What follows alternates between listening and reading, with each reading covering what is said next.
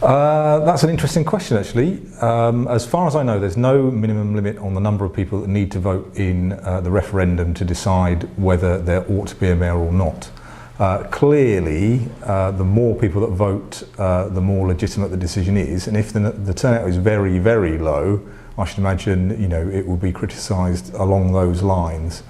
That said, I don't expect the turnout to be very high.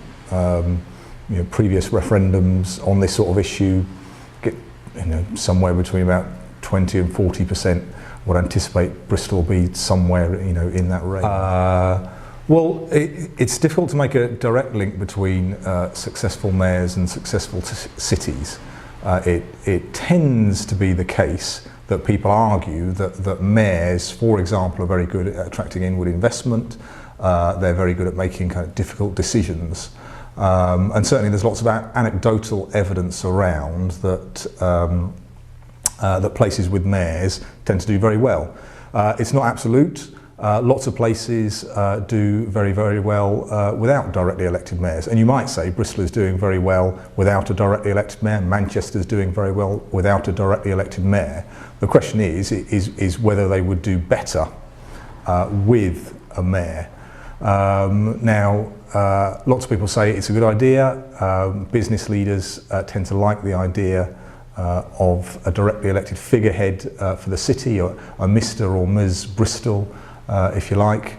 Other people say, well, actually it concentrates power too much in one individual, and therefore is not such a good idea. So overall, it's difficult to definitively say that cities with directly elected mayors do better than cities without, but it tends to be quite a popular idea, and it tends to give a face to a place, and it tends to support kind of place-based leadership. So we all know about Boris Johnson, we all know about Ken Livingstone in London, and the argument goes that sort of recognition is very, very helpful for cities. Why do we need a mayor? Well, there are very strong arguments to say why we should, very strong arguments to say that actually we don't need a mayor.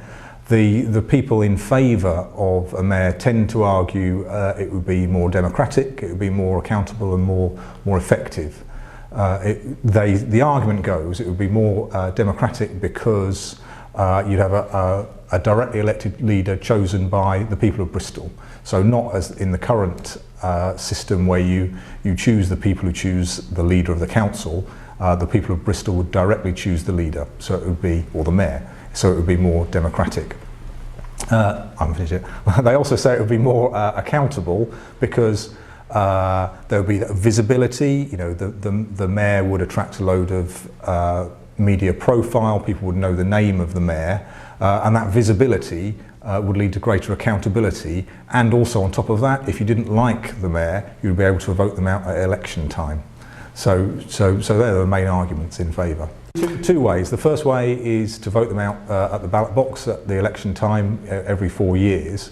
The other way, and this is where it's a little unclear, the government is suggesting that they're going to introduce a recall mechanism so you can get rid of the mayor in between election time. It hasn't published any details on that, but it has said that it will introduce such a mechanism.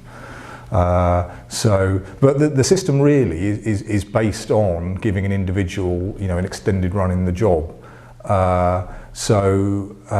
Even though clearly you would want some mechanism to get rid of, maybe a bad mayor, it's perhaps not such a good idea to make it too easy to remove a mayor, because it's about giving stable leadership to a city. Yeah, another interesting question. A lot of people are saying that mayors for cities is a very good idea, but actually cities extend beyond their boundaries. And in Bristol, you can think about a greater Bristol, you can think about the former Avon area. And some people are saying, well, what we need to do is have a mayor for the greater Bristol area. And what that might mean slightly different things. Is it Bristol plus Filton and Kingswood, for example? Is it a kind of the whole former Avon area? We don't know.